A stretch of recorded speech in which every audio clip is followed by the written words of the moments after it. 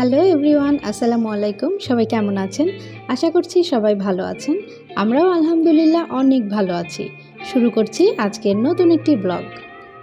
আজকে পাতায়াতে আমাদের প্রথম সকাল। তো আজকে আমরা চিন্তা করেছি প্রথম দিনটা আমরা রেহানের পছন্দ অনুযায়ী ঘুরব। এই জন্য আমরা সকাল সকাল ঘুম থেকে উঠে ব্রেকফাস্ট সেরে বের হয়ে গিয়েছি। তো চলুন দেখা যাক আজকে আমরা কোথায় যাই।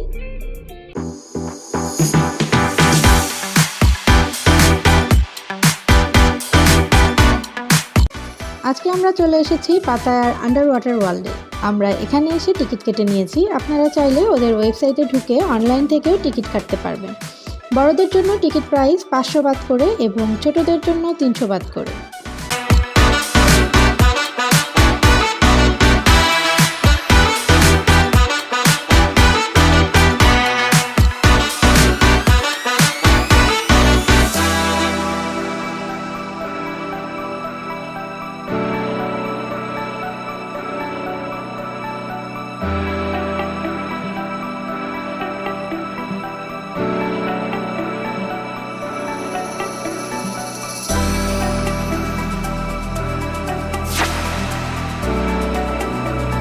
ভেতরে ঢুকে চারপাশটা একটু ঘুরে দেখছিলাম, বাট এই জায়গাটাতে প্রচণ্ড গরম লাগছিল। তাই মনে মনে ভাবছিলাম না জানি ভেতরের কি অবস্থা।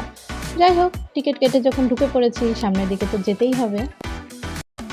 তো আল্লাহর নাম নিয়ে সামনের দিকে এগোনো আরম্ভ করলাম। আর এদিকে দেখলাম খাবার কিনে অনেকে মাছকে খাবার দিচ্ছে, আর মাছগুলো এসে সেই খাবারগুলো খেয়ে আবার চলে যাচ্ছে।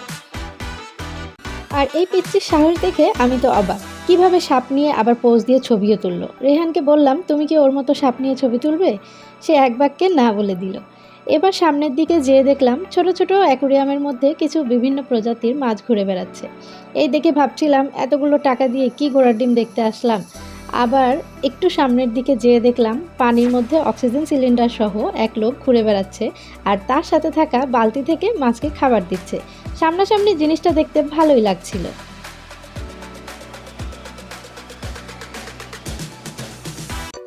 এবার আমরা যাচ্ছি আন্ডার ওয়াটার ওয়ার্ল্ডের মেইন পয়েন্টের দিকে। তো চলুন সামনের দিকে এগোতে থাকি আর দেখি কি কি অদ্ভুত জিনিস দেখা যায়।